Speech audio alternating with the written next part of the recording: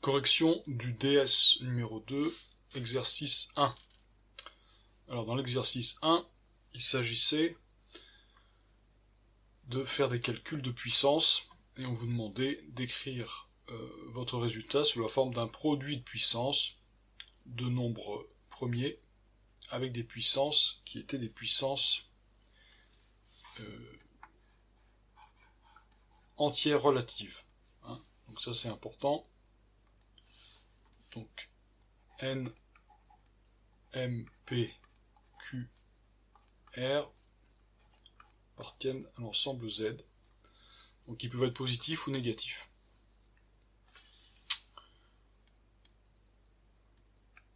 Alors commençons par le petit a. Alors petit a, on a un produit plus foncé. 3 fois 5 fois 3 puissance 6. Alors l'idée, c'est bien entendu de regrouper les nombres de manière à n'avoir qu'un nombre premier d'un seul type. Donc on va utiliser la propriété de commutativité pour ça. Donc on va faire donc 3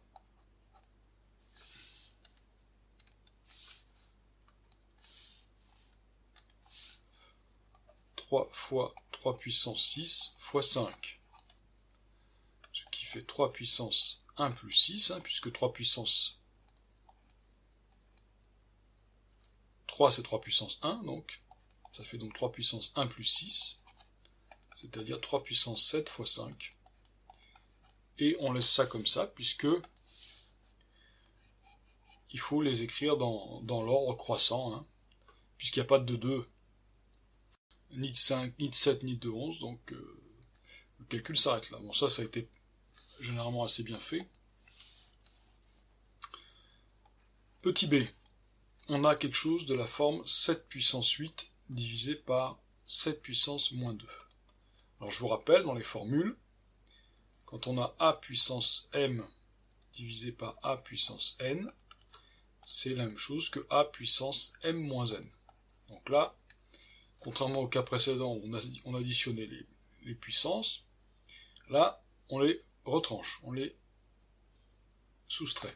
Donc, 7 puissance 8 divisé par 7 puissance moins 2, c'est 7 puissance 8 moins 2. Attention, pas moins 2, moins 2, puisque là c'est le nombre moins 2. C'est-à-dire 7 puissance 8 plus 2, c'est-à-dire 7 puissance 10. Donc voilà le résultat. 7 puissance 10. Petit c. Cette fois-ci, on a une somme. Alors on a vu que quand on a une somme, pour obtenir ce qu'on veut, c'est-à-dire un produit, eh bien, il va falloir factoriser. Alors, quel est le nombre commun le plus grand?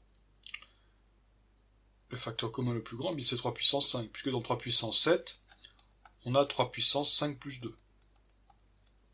Donc on va pouvoir mettre 3 puissance 5 en facteur. Donc ça me fait 3 puissance 5 plus 3 puissance 5 fois 3 puissance 2, qui est la même chose que 3 puissance 7.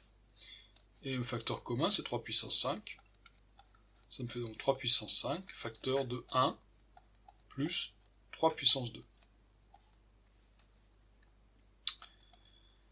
Alors il faut continuer, il ne faut pas s'arrêter là. 3 puissance 5, il faut effectuer, donc 1 plus 9, c'est-à-dire 3 puissance 5, facteur de 10. Et 10, c'est pas dans ma liste, bien sûr, 10 c'est pas un nombre premier, donc il va falloir le transformer en un produit de nombre premier. Bien c'est simple, 10 c'est 2 fois 5.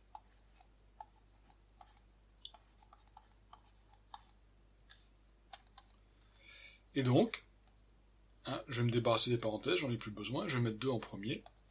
Donc 2 fois 3 puissance 5 fois 5. Alors si on veut, on peut mettre puissance 1, puisque c'est ça qu'on nous demandait. Enfin, si vous aviez laissé comme ça, vous auriez quand même eu les points. Donc voilà le résultat de ce calcul.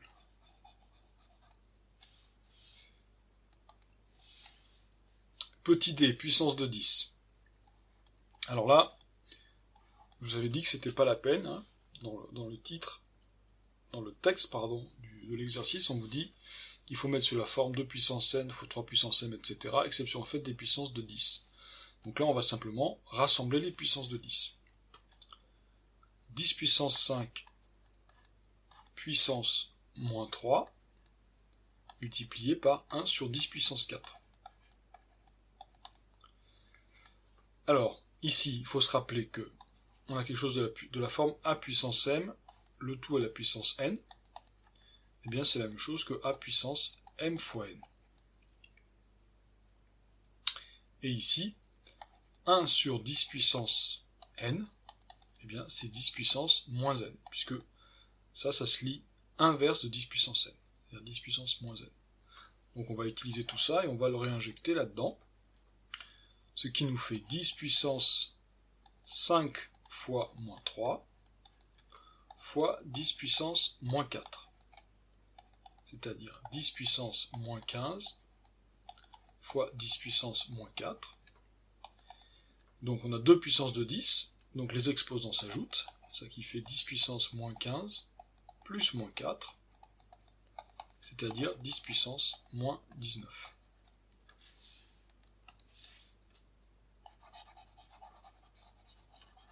Voici le résultat. Bon, c'était assez rapide. Bon, il y a eu quand même beaucoup d'erreurs là-dessus. Il ne faut pas aller trop vite, il faut faire ça étape par étape, et il faut noter les étapes, c'est mieux que de ne pas les noter. Alors, exercice E, cette fois-ci, on avait une fraction de puissance de 10. Et bien entendu, il fallait séparer les puissances de 10 des nombres écrits sous forme décimale, et qui étaient déjà des nombres premiers, sauf pour 35 qu'il fallait transformer.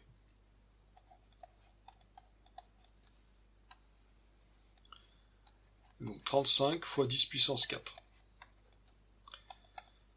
Alors, je mets d'abord les nombres décimaux ensemble,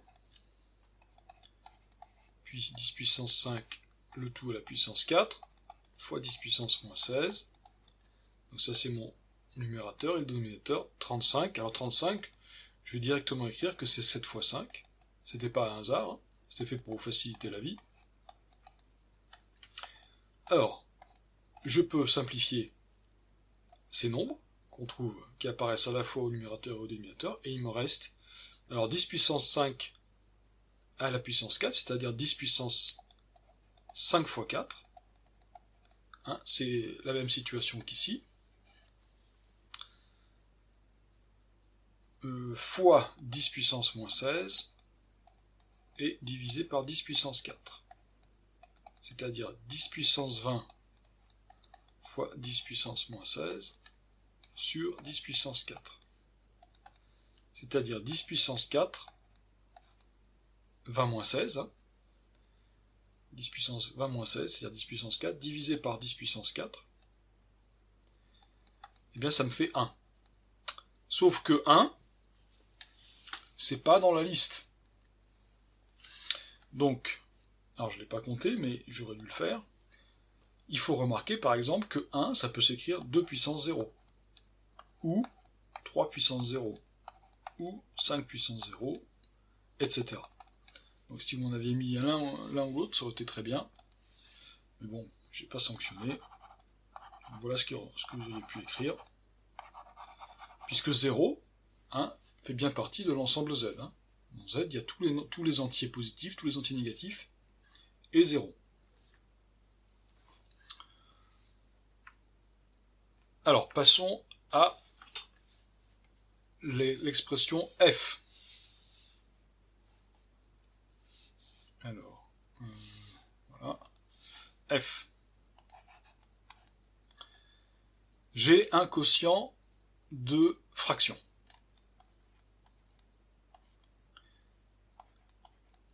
Alors, je me rappelle que je ne sais pas diviser des fractions.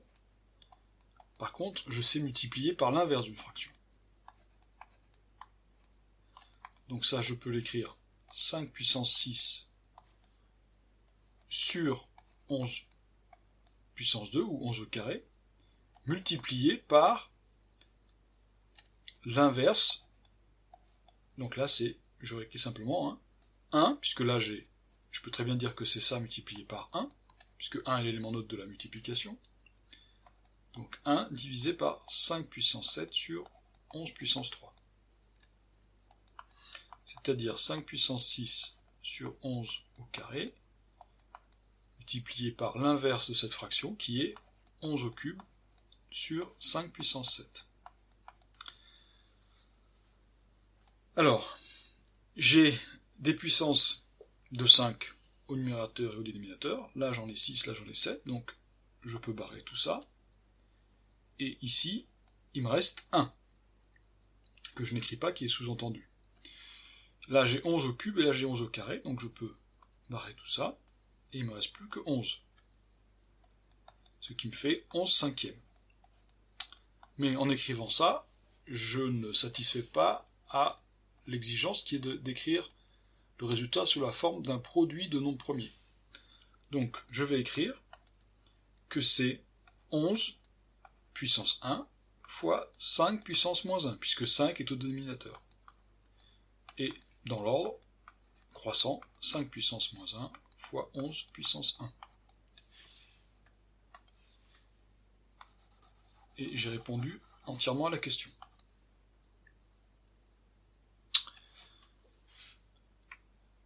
Alors enfin, l'expression G,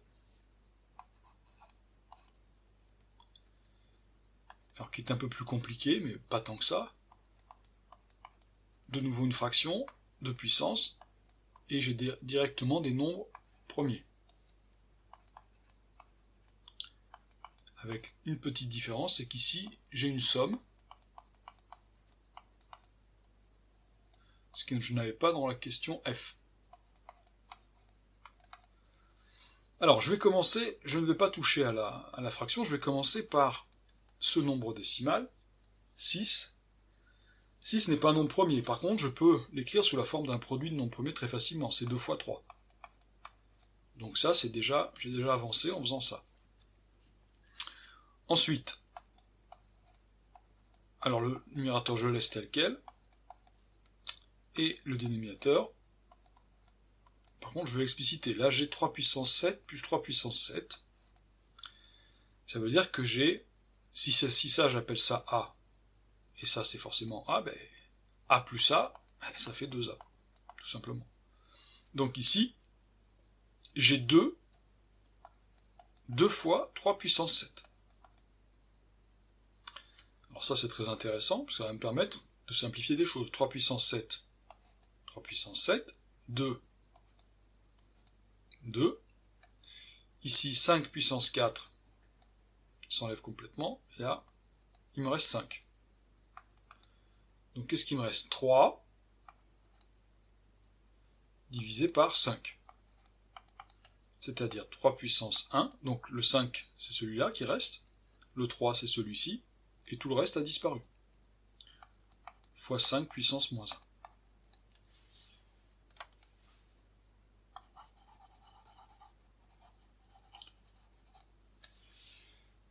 Et voilà qui achève